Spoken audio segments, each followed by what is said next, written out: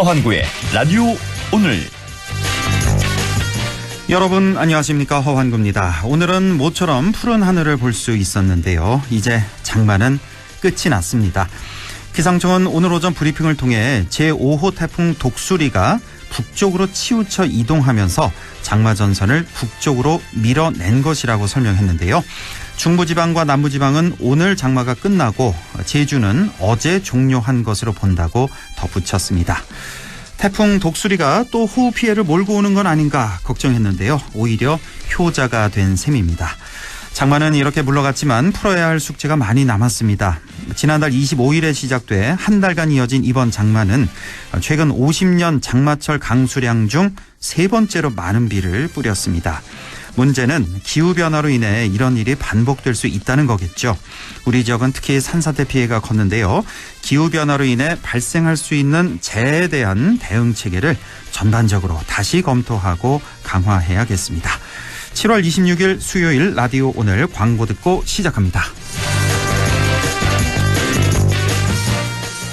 여름보다 뜨거운 불경기를 시원하게 만들어줄 KG 모빌리티만의 쿨한 혜택. 완전히 새로운 디자인 1,800만 원대로 시작하는 합리적 가격에 더 뉴 티볼리 출시. 거기에 토레스 티볼리 하루 1만 원대 신개념 리스형 할부와 12개월 무이자까지. 7월 상담받고 커피 쿠폰 받고 경품 받고 지금 KG 모빌리티 전 시장에서. 명륜진 사갈비가 확 바뀌었어요. 삼겹, 닭갈비, 프렌치레까지 무한으로 즐겨요. 명륜진 사갈비, 떡볶이, 튀김, 갈비버거까지 우리 동네 뉴버전 명륜진 사갈비. 확 바뀐 뉴버전 명륜진 사갈비. 파견 아닙니다. 우리 나이엔 재산 물려주는 게 걱정이죠. 이럴 땐 상속을 내 뜻대로 하나은행 리빙트러스트. 10년 이상의 신탁 노하우, 전문가의 맞춤 상속 설계. 원금 손실에 유의하시고 투자 전 설명을 청취하세요. 하나 리빙트러스트를 검색해보세요. 네, 라디오 오늘 수요일 순서 시작합니다. 1부 새로운 시각으로 지역의 문제 함께 생각해보는 청년생각, 안동 청년공감 네트워크 허승규 대표와 함께하겠고요. 2부 이슈 오늘에서는 호우와 산사태로 인한 예천 지역 복구는 어느 정도나 이루어지고 있고 아쉬운 점은 없는지 궁금한데요. 잠시 후 예천군 의회 이동화 의원을 연결해서 자세한 얘기 들어보겠습니다. 이어서 배종찬의 리서치 오늘도 함께하겠습니다. 라디오 오늘 유튜브로도 다시 들으실 수 있습니다. 많은 애청 바랍니다.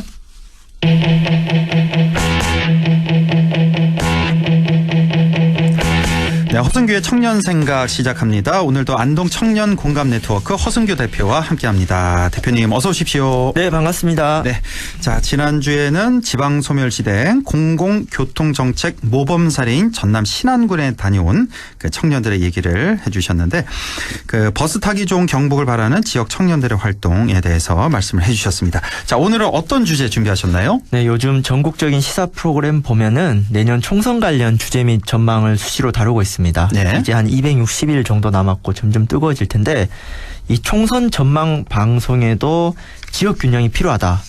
전국적인 총선 전망과 별도로 우리 지역 이야기가 필요한데요. 네.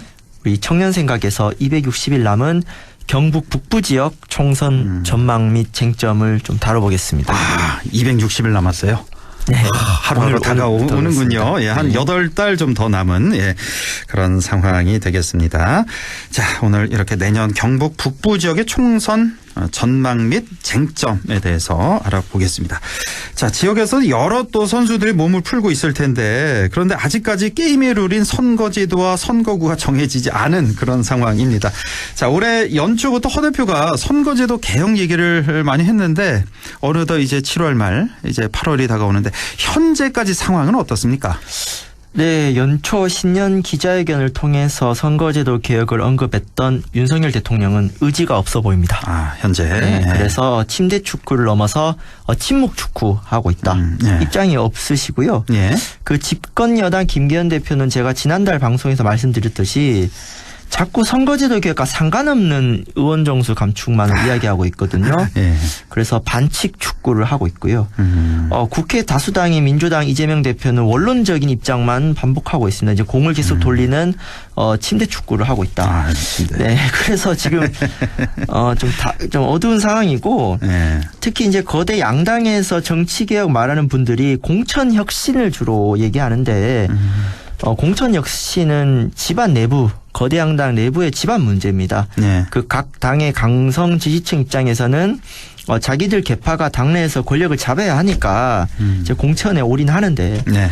보통 국민들 입장에서는 선거제도 개혁이 더 중요한데 어쨌든 지금으로서 매우 어두운 상황이라고 볼 수 있습니다. 그렇습니다. 대통령은 친목 축구, 여당은 반칙 축구, 야당은 침대 축구를 하고 있다. 예. 자, 이대로 가면 선거제도 개혁은 어떻게 될까요?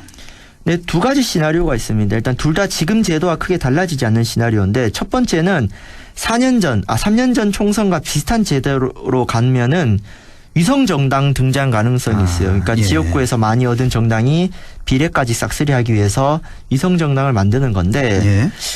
여야 정치권이 좀 안 하겠다고 이거는 참 정치적으로 선언해야 돼요. 법적으로 막기 어렵거든요. 예. 그리고 만약에 또 만든다면은 좀 유권자들이 좀 심판을 엄하게 해야 될 것 같고요. 그렇습니다. 예. 네, 두 번째는 작년 지방선거처럼 수도권이라든가 지방대도시 일부만 중대선거구 시범 실시로 타협할 수가 있어요. 네. 그러니까 서울 같은 경우 하나의 구에 가불병 3명을 쪼개서 뽑는 지역이 있는데 예. 뭐 이런 것을 합쳐가지고 뭐 3인 선거구 몇 개 해보는 거죠. 아주 일부 합쳐서 지역에만. 3명. 네, 그렇죠. 예. 그러니까 여야 모두 정치개혁한다고 떠들었는데 정작 1년 동안 아무것도 안 하면 본인들도 좀 민망하잖아요. 그래서 요 정도 해주면서 이제 넘어가는 건데 예.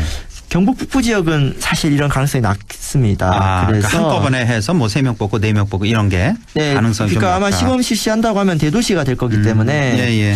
뭐 경북 북부 지역은 현재 제도로 갈 가능성이 높겠습니다. 그래서 오늘은 선거제도 개혁은 불확실하니까 현재 선거제도를 전제로 예. 좀 주요 변수, 특히 선거구 조정 변수를 말씀드리겠습니다. 예. 일단 그 군의군이 변수가 되기 때문에 이제 군의군 대구 광역시로 편입됐으니까 우리 지역 같은 경우는 선거구 조정은 뭐 반드시 할 수밖에 없는 거잖아요. 네, 그렇죠. 이건 예. 이제 상수가 됐기 때문에 예. 일단 의성, 청송, 영덕군 이제 군의가 빠져나갔으니까 여기는 네. 인구 미달로 무조건 다른 데 합쳐와야 되는데 그렇죠. 크게 두 가지 시나리오가 있어요. 하나가 이제 영주, 봉화, 영양, 울진에서 울진을 떼내서 붙이는 방안이거든요. 예. 이렇게 하면은 안동, 예천, 도청, 신도시를 공유하는 선거구를 유지하는 방안입니다. 특히 이러한 선거구 조정은 당연히 지역민들에게도 영향을 미치지만은 예. 특히 내년에 출마하려는 후보들 입장에서는 유불리가 첨예하게 갈리는 변수입니다. 울진을 떼서 붙이느냐 예천을 떼서 붙이느냐 그 둘 중에 하나인 것 같은데 현재로 봐서는. 네. 자, 먼저 그럼 울진을 떼서 붙인다 그러면 어떻습니까? 해당 선거구 후보들의 유불리는 어떻게 볼 수 있을까요? 그러니까 그러면 연루된 현역이 2명 있는데 예. 국민의힘 김희국 의원은 현재 본인과 관계된 사법 리스크도 있어서 좀 내년 총선 출마가 불확실한 점이 있어요. 그럼 또 다른 현역이 바로 영주, 봉화, 영양, 울진의 박형수 의원인데요. 예. 박형수 의원의 고향이 또 울진입니다. 그렇죠. 예. 그리고 지금 영주, 봉화, 영양, 울진에서 출마가 거론되는 다크호스가 바로 봉화 출신인데 영주에서 초중고를 나오신 박근혜 정권의 요직을 맡았던 우병우 전 청와대 민정수석이거든요. 그러니까요. 예. 그래서 만약에 이 선거구가 분화가 되면은 박형수 의원 입장에서도 그 우병우 수석과 경쟁할 바에는 네. 뭐 본인의 고향 기반이라든가 또 동료 현역의 공천이 불확실한 지역구로 조정되는 게 해볼 만한 그림일 수가 있어요. 그러니까 이거는 뭐 박형수 의원의 개인적인 마음과 상관없이 예. 보통 자기 지역구가 쪼개지는 게 좋을 수도 있고 나쁠 수도 있는데 그렇죠. 뭐 해볼 만한 그림일 수도 있고요. 또 민주당 입장에서 영주, 봉화, 영양, 울진서 준비 중인 뭐 황재선 변호사 입장에서는 어쨌든 지역구가 줄어들고 영주가 좀 더 큰 지역이다 보니까 그렇죠. 좀 나쁘지 않은 상황이다. 뭐 이 정도 살펴볼 수 있을 것 같습니다. 이렇게 볼 수가 있군요. 그러니까 현역인 영주, 봉화, 영양, 울진 그 현역인 박형수 의원 같은 경우는 만약에 울진이 이제 의성, 청송 쪽으로 간다면은 그쪽으로 나간다. 예. 이런 시나리오군요. 네, 뭐 불리할 그게 건 뭐 없다. 제가 직접 물어보진 않지만은 예. 뭐 그렇게 할 수도 있는 뭐 것이죠. 밖에서 보기에 객관적으로 네, 보기에 뭐, 네, 나쁘지 않다. 예. 네. 자, 뭐 선거구 조정이라는 게 풍선 한쪽 누르면 다른 쪽이 좀 부풀어 오르는 그런 것처럼 또 이웃 지역과 다 연결돼 있는 그런 문제인데 방금은 이제 울진이 의성, 청송, 영덕으로 붙이는 방안 말씀해 주셨고 다음 방안은 이제 예천을 갖다 붙이는 방안이죠. 그렇죠. 안동 예천을 쪽에서 안동은 단독으로 네. 예천, 의성, 청송, 영덕을 합치는 방안인데 사실 이 방안은 군의군 편입 당시부터 뭐 주호영 전 원내대표도 얘기했던 방식인데요. 이렇게 하면 이제 도청 신도시를 공유하는 안동 예천 선거구를 겨우 합쳐놨는데 네. 지난번에 합쳐진 거예요. 주민들이 그렇죠? 막 요구해가지고 예. 이 다시 분리하는 것에 대한 문제가 있습니다. 또 반면에 또 어떤 분이 도청 신도시 현안을 고민하는 국회의원이 한 명 아니라 2명으로 늘어나는 게 더 좋은 거 아니냐. 아, 안동, 예천에 각각 한 명씩 있으니까. 네, 그래서 뭐 이것도 일리가 있거든요. 그래서 우리가 도청 신도시를 고민하는 국회의원이 2명으로 늘어나는 게 좋은 거 아니냐 뭐 이런 의견도 있고요. 한편 안동 예천 행정 통합을 주장하는 안동시 입장에서는 반갑지 않을 수 있죠. 우리 공기찬 시장 입장에서는. 예. 그러니까 이게 참 이 선거구 조정이 여러 이해관계 걸려 있어요. 네. 근데 이렇게 되면은 의성, 청성, 영덕 지역구에서 거론되는 야당 후보들, 민주당 후보들 입장에서 울진이 붙는 것보다는 도청 신도시가 야권 지지율이 높기 때문에 뭐 예천이랑 합치는 게 낫지 않느냐.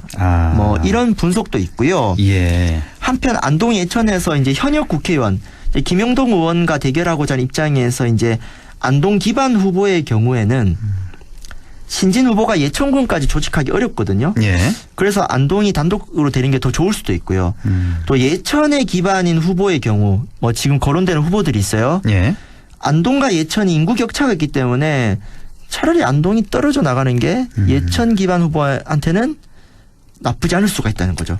그러니까 이게 굉장히 여러 선수들 입장에서 네. 이 선거구 조정이 굉장히 재미난 맞아요. 문제입니다. 뭐 네. 장단점이 다 있겠죠. 뭘 갖다 붙이느냐. 그런데 이제 장점을 위주로 해서 이제 이렇게 쭉 소개를 해주신 것 같고요. 네. 자, 지금까지 이렇게 선거구 조정이 미치는 영향 살펴봤는데 여튼 뭐 다른 변수보다 우리 지역은 특정 정당 독점 구조니까 최대 관심은 국민의힘에서 어떻게 공천할지 이거 아니겠습니까? 네, 그렇죠. 우리 지역은 전원 국민의힘 국회의원인데 예. 공천이 곧 당선이 지역구죠. 예. 특히 내년 총선은 현직 대통령 임기 첫 번째 총선입니다. 네. 그래서 소위 말해 윤심 공천 이 변수가 되겠죠. 대통령과 뜻이 맞는 후보가 누구냐 했을 때 지금 여당이 굉장히 그거 중요하게 생각하고 있지 않아요? 예. 그래서 아마 총선 전까지 현역 의원들이 최대한 몸을 사릴 거예요. 소신발언 못합니다. 예. 근데 그러다가 막판에 공천을 잘려나갈 수도 있는, 그러니까 굉장히 지금 긴장된 상태로 현역 의원들이 의정활동을 하고 있을 것이다라고 보고요.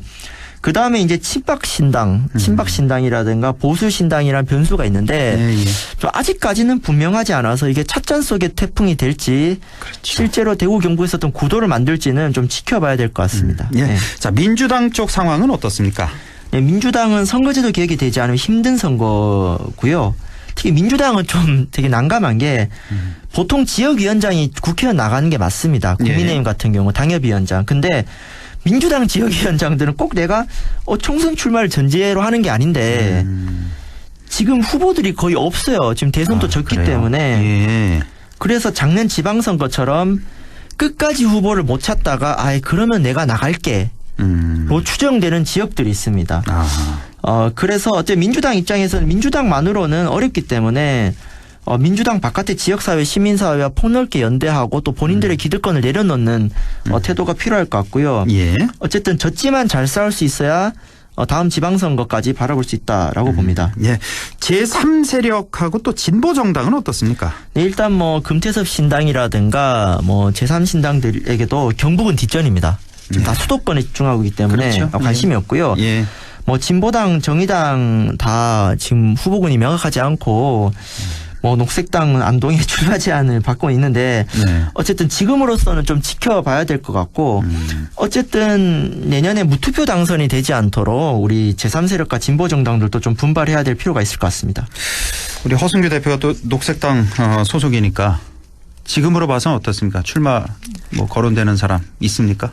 물론 지금 내년에 지금 안동 예천에 소위 말해 국민의힘과 붙어줄 후보가 지금 명확하지 않기 때문에 무투표 당선은 막아야 되지 않겠냐 해서 뭐 저를 포함해서 다양한 제안을 받긴 한데 어쨌든 녹색당 같은 경우는 당이 작기 때문에 전국적인 총선 전략에서 지금 함께 논의를 하고 있습니다. 네. 좀 이 부분은 지역의 시민사회분들도 함께 좀 고민을 해봐야 될 문제라고 생각이 듭니다. 예. 네. 자, 내년 경북 북부 지역의 총선 전망하고요. 쟁점 다시 한번 좀 정리를 해 주신다면요. 네, 선거제도 개혁이 어두운 상황에서 위성 정당을 반복할 경우에는 좀 확실히 심판을 해야 된다. 그리고 예. 두 번째, 선거구 조정은 확실하니까 지금 제가 아까 말한 지역민들은 좀 관심 있게 살펴볼 필요가 있고요. 예. 그리고 국민의힘의 공천 경쟁, 낙하산 공천이 반복될 수 있습니다. 우리 좀 더 건강한 국민의힘을 위해서 공천 경쟁을 세심하게 살펴야 된다. 그리고 민주당이라든가 녹색당이라든가 이런 야당들은 선거 승리 여부를 떠나서 어떻게 하면 지역에서 정치 경쟁 구도를 만들 것인지 지역 기반을 만들 것인지 차기 지방선거까지 바라보면서 조금 장기적인 전망에서 선거 구도를 재밌게 만들어야 우리도 지역민들 이게 더 좋은 정치를 보여줄 수 있을 것 같습니다. 제가 그 구체적인 후보군들 나열해서 분석하는 거는 좀 총선 다가와서 또 썰을 풀어보도록 하겠습니다. 알겠습니다. 자, 마무리로 덧붙이고 싶은 말씀 있다면요. 네, 사실 많은 유권자들이 우리 경북 지역 같은 경우는 소선거구제에서 선거의 승패를 판단하는 건 너무 쉬운 일입니다.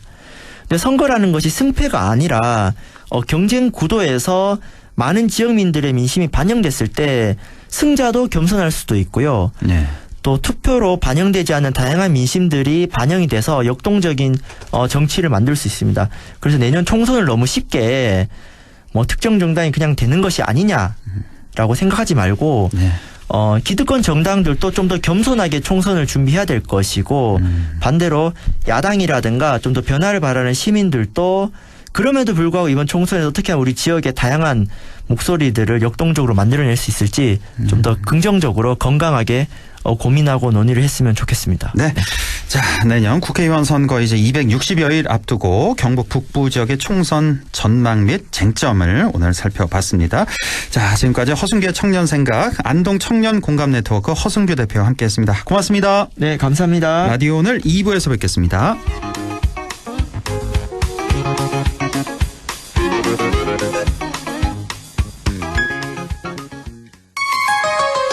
MBC 라디오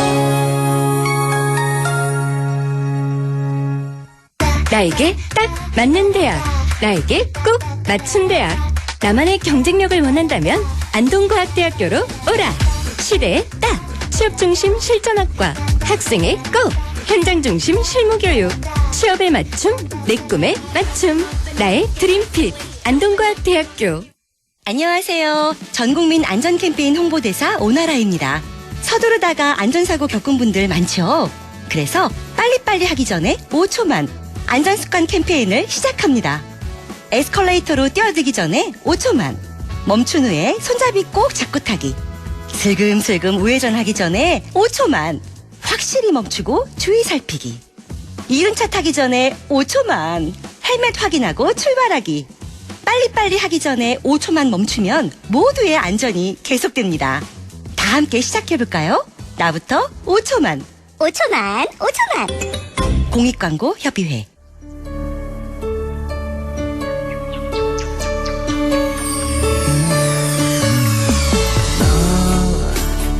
마음을 열어줘. 다가가 나 속삭이도록. 언제나 내 생각으로 행복해야 해요.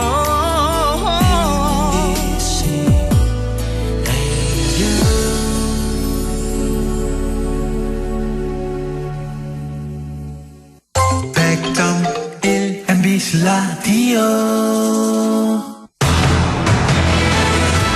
네, 6시 24분 18초 지나고 있습니다. 라디오 오늘 2부 이슈 오늘 시작하죠. 지난 호우로 인해 산사태 피해가 가장 컸던 곳이죠. 예천 지역의 피해 복구 현황은 어떤지, 부족한 점, 아쉬운 점은 없는지 궁금한데요. 더불어민주당 소속 예천군의회 이동화 의원을 연결해서 자세한 얘기 들어보겠습니다. 이동화 의원님, 안녕하십니까?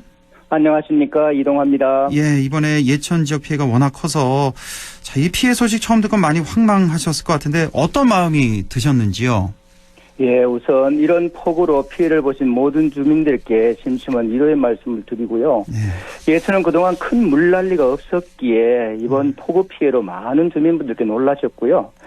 마음 아파하고 계십니다. 예천 지역 중에서도 특히 효자면, 은풍면, 영문면, 감천면 넷이 심한 피해를 입었는데 마을과 여러 수의 현장을 돌아보면 참혹하기 그지없습니다.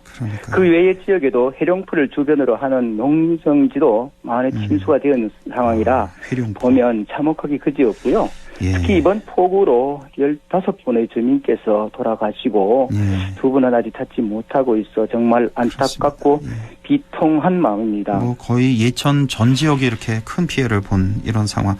혹시 그 예천 시내 쪽은 괜찮았나요, 이번에? 예천 시내 쪽도 강변으로 있었던 곳에 전부 피해는 있습니다만은 숲도 좀 무너진 상황도 있기는 했습니다만은 직접적인 피해는 범람하지는 않았습니다. 자, 지금 뭐 복구 작업이 한창인데 현장에도 좀 나가 보셨잖아요, 의원님.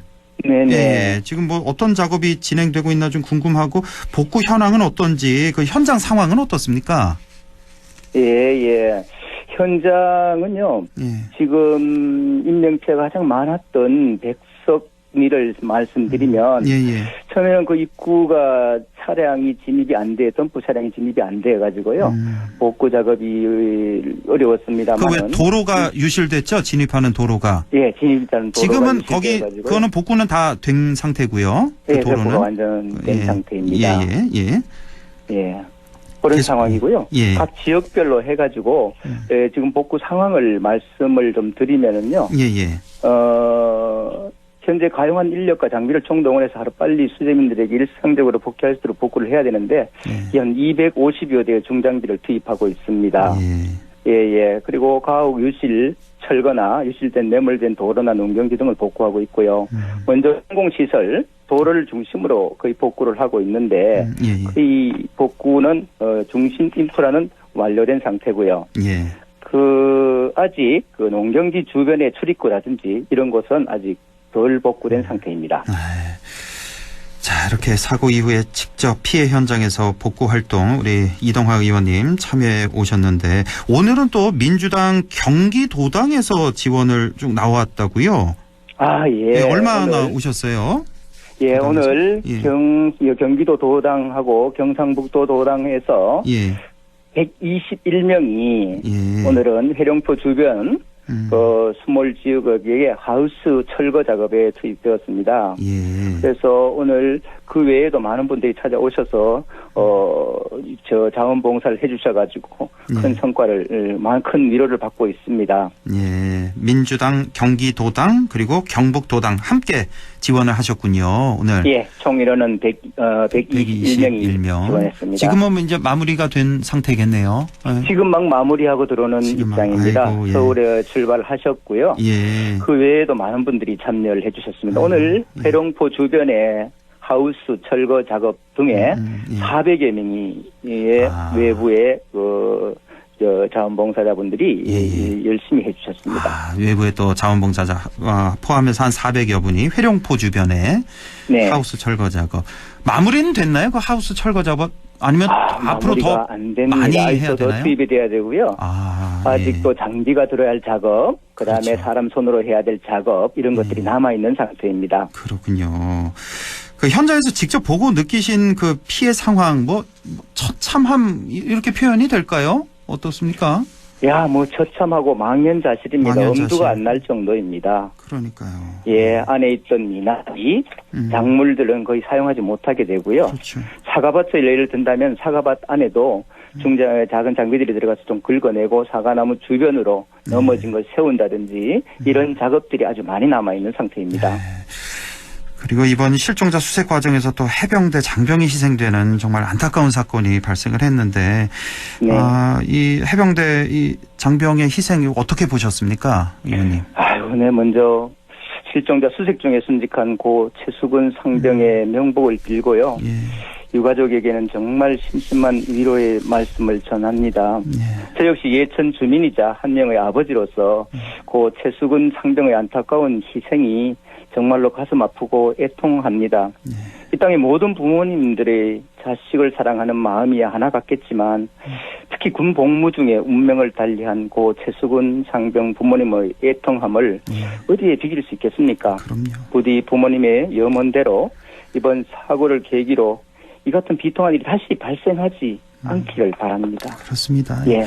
이번에 예천의 피해, 인명 피해는 물론이고요. 이거 뭐 더 이상 말할 것도 없고 또 과수원이나 농경지 피해가 또 어마어마했잖아요.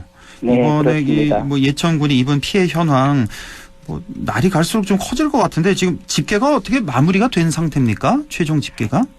예, 아직 최종 집계는 이루어지지 않고요. 예. 완전한 집계는 이루어지지 않았습니다만 7월 26일 오늘 08시 현재 기준으로 역시 인명 피해는 사망자가 15분이 계시고요. 실종자는 아직 2분이 계십니다. 주택 등 건물 피해는 전부 파손된 거 유실된 게 37채 하고 해서 233채이고 이제부는 총 237명이 대피 중에 있습니다. 이 밖에 피해 현황은 금주까지 집계 완료할 예정으로 현재 기준으로 피해 도로가 66개소 5.5km 대부분이 복구되었고요.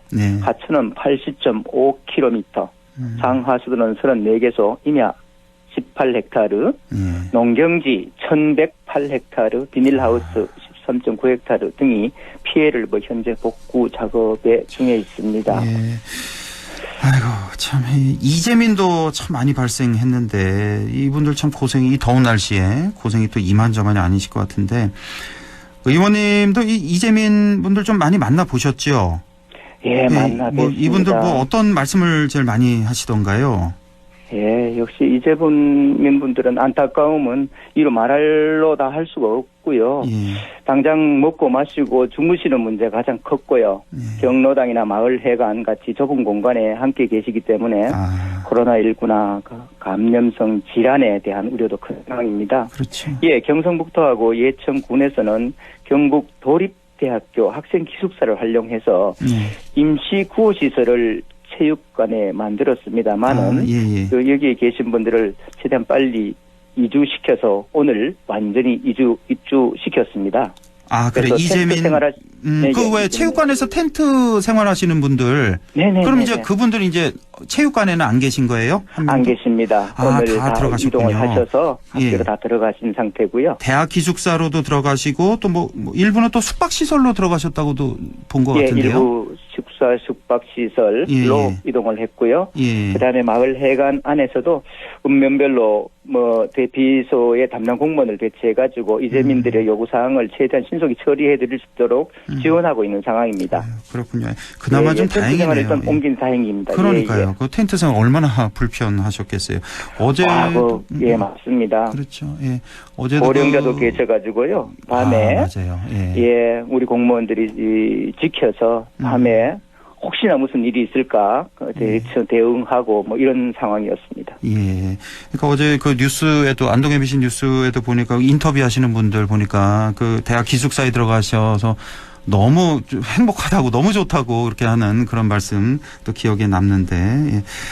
그나저나 예천구 의회 차원에서도 뭐 이재민들 유가족들 좀 잘 돌봐 주셔야겠네요. 앞으로도.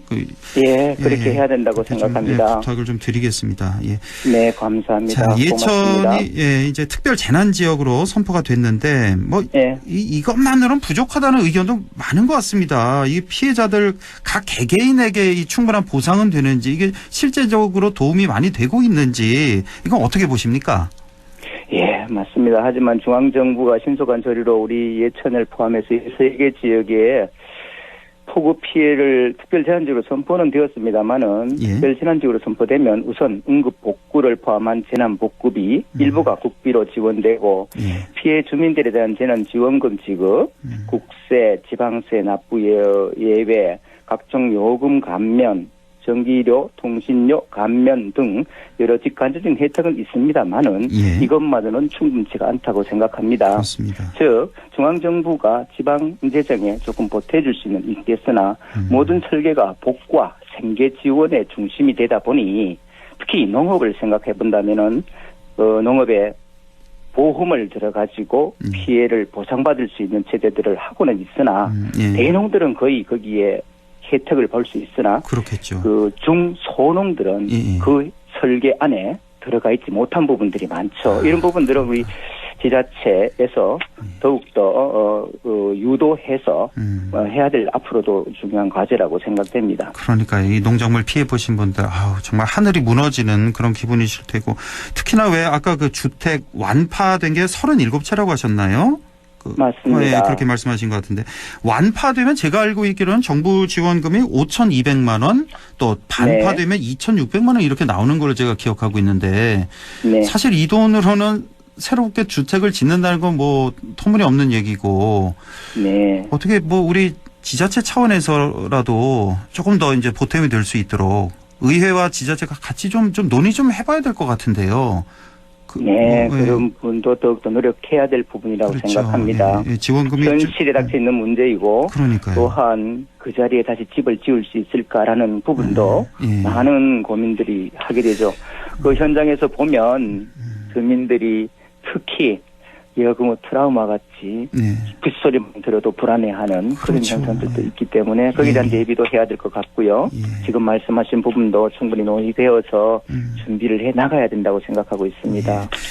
자, 뭐 하루빨리 복구가 돼야 되겠고 사실은 이제 재발 방지를 위한 근본적인 대책 마련도 상당히 중요할 것 같습니다. 이제 기후 위기 시대 이런 자연 재난이 이제 앞으로는 좀 더 잦을 것 같다는 그런 예상이 많지 않습니까?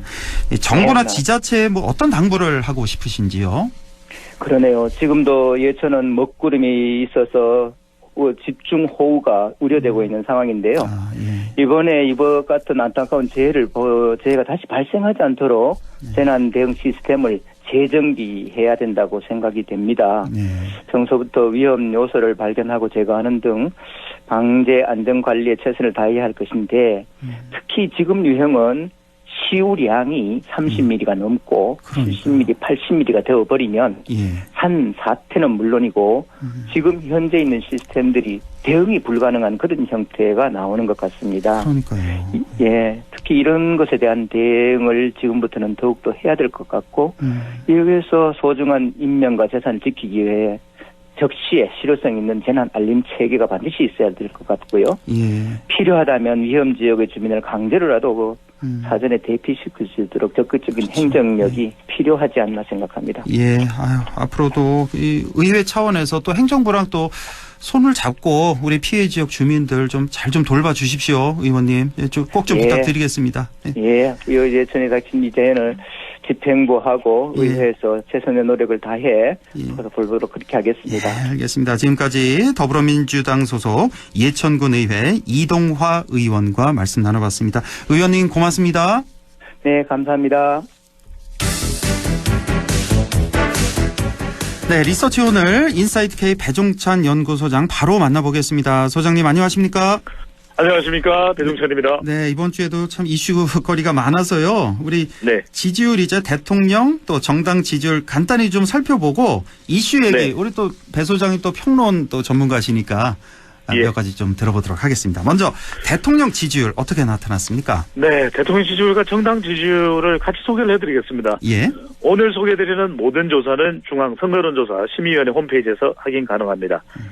대통령 지지율도 흔들렸고 국민의힘 지지율도 동반해서 흔들렸습니다. 에이스 리서치와 국민 리서치 그룹이 뉴시스 의뢰로 최근입니다. 23일, 24일 양일간 실시한 조사 결과인데요. 윤석열 대통령 국정 수행에 대해 어떻게 평가하는지 물어봤습니다. 긍정평가 38.4%로 직전 조사보다 2.4%포인트 하락했습니다. 부정평가는 59.5%로 직전 조사보다 2.6%포인트 올라갔는데 거의 60%에 임박했습니다. 그러네요. 정당 지지율입니다. 국민의힘 지지율은 거의 대통령 지지율과 비슷하게 동반해서 움직이는데 4.4%포인트가 하락을 해서 34.3%로 나타났고요. 예. 그 4.4%포인트를 더불어민주당이 가져갔습니다. 아, 그대로. 더불어민주당은 4.4%포인트가 직전 조사보다 상승하면서 39.2%로 나타났습니다. 예. 국민의힘은 4월 4주차 이후 최저치, 민주당은 6월 5주차 이후 최고치를 기록했습니다. 아, 그렇군요. 이게 뭐 조사 기관마다 좀 이렇게 다른 점이 많아서 추세를 보는 것이 그렇죠. 중요한데 결과적으로는 대통령 지지율 가장 크게 영향을 준 것은 한국인께서도 방금 전에 관련해서 대담을 하셨습니다만 수해입니다. 결국 수해가 서울 양평간 고속도로도 수해에 묻혔고요. 또 후쿠시마 오염수도 수해에 묻힐 정도로 수해 영향이 가장 컸습니다. 안동에서도 멀지 않은 경북 예천군 큰 피해가 있었고요. 또 충북 청주 오송도 말 그대로 14명의 희생자가 발생하는 천재가 아닌 인재다. 그렇죠. 이런 이야기가 나올 그런 상황이기 때문에 무엇보다도 수해 관련한 영향이 가장 크게 타격을 줬던 지지율 지표로 볼 수 있는데 한국인께서 가끔 이제 배종찬 소장이 빅데이터도 분석하고 칼럼도 쓴다 이렇게 또 잘 또 부각을 시켜주시는데 제가 그런 칼럼을 썼습니다. 수해 대응 잘하는 정치인이 다음 대통령 될 수 있다. 아, 그렇군요. 예. 자, 이렇게 쭉 정부 여당은 전체적으로 내려왔고 대통령과 여당, 이제 야당, 민주당 지지율은 좀 올라간 이런 조사 설명을 해주셨습니다. 자, 이번에 대통령 지지율이 좀 휘청거린 가장 큰 이유가 메시지 때문이라는 그런 분석도 나오던데 이건 무슨 말씀이십니까? 그렇습니다. 이게 수해는 어떻게 비가 내리는 건 막을 수가 없을 겁니다. 하지만 수해 대응을 어떻게 얼마나 또 체계적으로 시스템적으로 잘하느냐는 중요합니다. 왜 단 한 명이라도 먼저 가서 거기에 통행금지라는 편말도 세울 수가 없었는지 충북 오송의 유가족들은 묻고 있는 내용이거든요. 그렇다면 수해 대응이 좀 기대만큼 안 됐으면 또 최선을 다해서 복구에 전념하는 모습과 상황을 잘 설명하는 모습이 중요한데 저는 이걸 여야를 떠나서 특히 이제 대통령과 또 집권 여당은 국정 운영의 책임을 맡고 있기 때문에 더 중요할 겁니다. 메시지입니다. 그런데 왜 대통령이 우크라이나로 가고 수해 피해가 큰 국내로 돌아오지 못한 것에 대해서 대통령실 관계자인가요? 서울로 한국으로 뛰어가봤자 우크라이나에서 한국으로 뛰어올 수는 없거든요. 그러면은 최선을 다해서 모니터링을 하고 있고 한국과 긴밀하게 중앙재난대책본부 안전대책본부와 실시간으로 대통령에게도 보고가 되고 있고 한덕수 국무총리와 수해 대응에 대해서 그 많은 폭우에 대해서 집중호우에 대한 대처를 하고 있다. 이렇게 설명을 하면 될 일을 달려가봐야 뛰어가봤자 바뀔 일은 없을 것이다. 이 똑같은 유사한 발언을 김영한 충북지사도 했거든요. 그러다 보니까 민심이 이런 데서 더 이반을 했지 않겠냐. 왜냐하면 충북 오송 지난주 조사도 그렇고 이번 주 조사도 그렇고 수해가 많은 영향을 미쳤습니다. 우리 경북의 예천도 엄청난 산사태가 큰 피해가 있었거든요. 그런데 예천은 큰 피해가 주로 산사태입니다. 그렇다면 이 산사태는 4대강과 직접적인 연관이 있는 것도 아니거든요. 그렇습니다. 그렇다면 더 적확하게, 더 정교하게 정면 소통과 진심 소통을 통해서 이런 수해가 왜 영향을 주었는지 그리고 최선을 다하고 있다. 대통령과 집권 여당 그리고 정부는 수해에 대해서 정말 무한대의 책임을 지면서 최선을 다하고 있고 복구를 위해서 온갖 노력을 경주할 것이다. 이런 메시지가 전달돼야 되는데 달려가봤자 뛰어가봤자라는 이 표현이 결국에는 민심 위반돼. 그러니까 특히 대통령 지지율에서도 충청 지역 그리고 70대 이상에서 대통령 지지율이 이탈한 결과로 나타났거든요. 이걸 본다면 70대 이상이라면 대통령의 지지 성향이 강한 연령대인데 왜 그랬을까? 그만큼 재난과 재해, 특히 수해에 취약한 연령대가 70대입니다. 우리 경북 예천에도 상당히 이번 피해에 직간접적인 영향을 받은 지역의 또 주민분들이 대체적으로 고연령대거든요. 그렇습니다. 그런 분들이 타격을 받으면서 대통령에 대한 기대치가 또 상당히 높았었고요. 지지를 해왔던 또 지지층들도 있을 테고 그런 영향이 함께 대통령의 국정운영 지표 그리고 정당 지지율까지 영향을 준 것으로 풀이됩니다. 뭐 이번 수회 때 뭐 대통령실을 비롯해서 뭐 김영환, 홍준표, 뭐 원희룡 등등 또 민주당 의원들도 마찬가지입니다. 뭐 해외 출장 논란도 네. 있었고 하여간 또 김혜겸 정치인들이 더 문제인 것 같고. 맞습니다. 이렇게 메시지가 중요하거든요. 우리 맞습니다. 안동 MBC에서도 이번에 계속해서 재난 특별 방송하는 걸 저도 확인할 수 있었습니다. 계속해서 방송을 내보내시더라고요. 예, 피해가 클 것이다. 지금 정부에서 이제 장마가 끝이 났고 폭염은 그럼 대비 안 합니까? 폭염도 대비를 해야 되거든요. 그러니까 지금 이제는 이 기후 변화와 기상 이변이 이제 뉴노멀 일상화가 돼버렸다. 그렇다면 어떻게든 이것을 특히 취약한 지역이 상당히 산세가 이렇게 좀 산세가 아주 험한 곳이 바로 또 경북 예천이나 우리 봉화나 또 그렇습니다. 의성도 그렇고 이런 지역에 좀 더 상주도 그렇습니다. 그런데 어떻게 하면 이 지역들을 잘 또 예방할 수 있을까? 이 부분은 평시에도 살펴야 되는 것입니다. 예. 자, 윤석열 대통령의 장모 최은순 씨 얘기를 또 안 할 수가 없는데 일단은 뭐 네. 법정 구속이 됐고 또 재판장에서 또 뭐 죽어버리겠다는 등 뭐 사지가 이렇게 들려서 나온 그러니까 이 범죄 혐의를 받고 있는 분이잖아요. 이제 대통령의 장모, 그러니까 네. 대통령에게 얼마나 이게 누가 되는 일인데 이런 행동을 할까 참 개탄스럽기도 하고요. 이 네. 최은순 씨 이 이슈는 뭐 당연히 대통령에게 악영향을 끼치겠죠.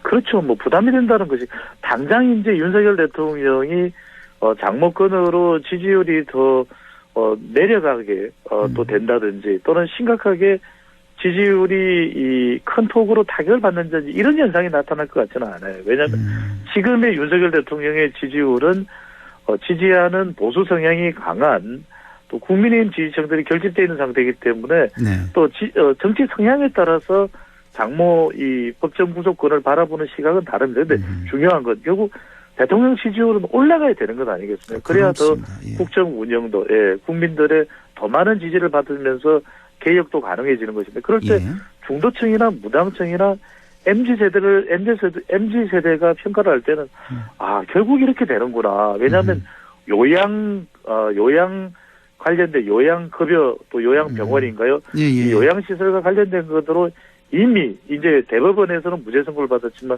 그 건과 관련해서도 이전에 보석으로 풀려나는 여러 가지 또 논란과 이슈들이 많습니다. 요양급여 부정수급 건이었죠. 그렇습니다. 부정수급 건 정확하게 명칭을 말씀 주셨는데 또 지금 관련되는 잔고 증명 위조 관련 이 건도 상당히 그동안 논란이 되어 왔던 부분이거든요. 게다가 무려 349억 원이나 잔고 증명 위조. 엄청난 금액이고 실제 또 요건 외에 다른 게 하나 더 있습니다. 소송 재판과 관련돼서 법정에 이제 내는 그런 관련된 서류에 대한 부분도 지금 재판이 그것도 이제 진행이 될 가능성이 높은데 이렇게 되면은 상당히 윤석열 대통령이 지지율이 올라가는데 이제 부담이 되는 것이죠. 왜 이 건들이 지난 대선 때 윤석열 대통령은 장모가 10원이라도 다른 이익을 챙긴 것이 있으면 그 부분에 대해서는 문제가 되겠지만 그렇지가 않다. 그걸 이제 자신만만하게 이야기를 윤석열 대통령이 했었는데 물론 대선 시기라서 더 강조했을 수는 있습니다.